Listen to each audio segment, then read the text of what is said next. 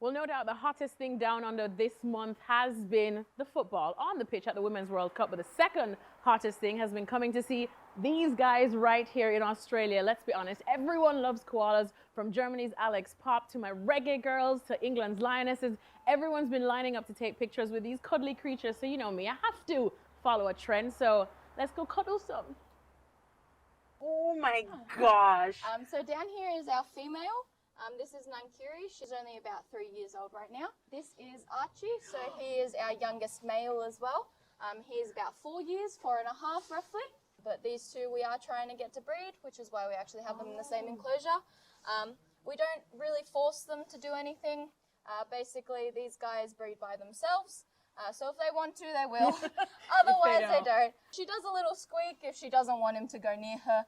She'll kind of just shove him away, kind of, you know, just a female telling him to get lost. So as you guys can see around the enclosure, there's lots of leaves. So this is actually eucalyptus leaf. So koalas have only adapted to eat eucalyptus leaf.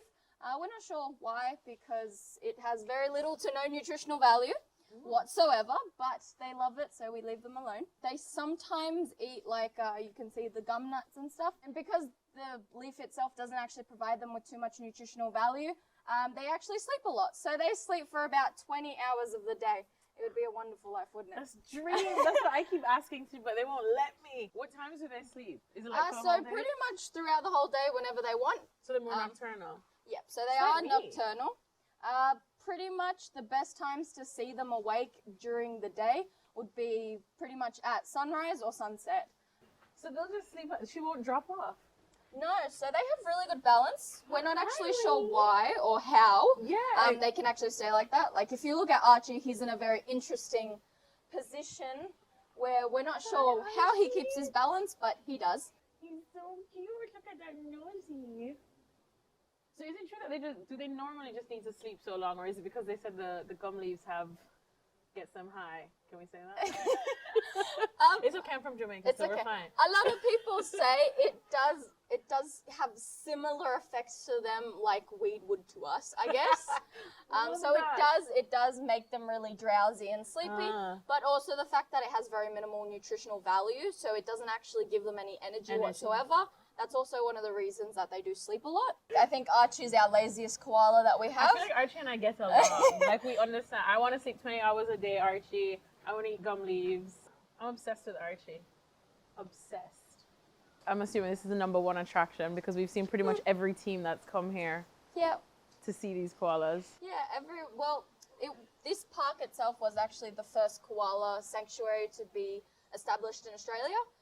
It is just a very historic place, which is why we do get a lot of visitors, a lot of celebrities. David Beckham came here. Did he get to hold one? I'm not sure.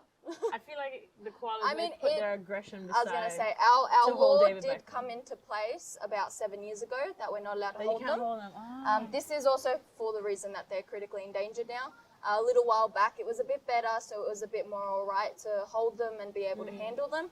Now, obviously, because they are going extinct, pretty much. It was David Beckham's. So is David Beckham? Not necessarily. We're not going to blame him. We've had plenty of other celebrities. That's just the one name. If I were a koala, I'd latch on to David Beckham. That's just the one name that sticks in my head because I know who he is. So there you have it, guys. Unfortunately, the bit of bad news is that it's no longer legal to hold or cuddle the koalas here in New South Wales. But as you heard from our guide, she said that one of the last people that was able to hold one and cuddle one here was David Beckham. And after that, it got outlawed. So David Beckham, I blame you.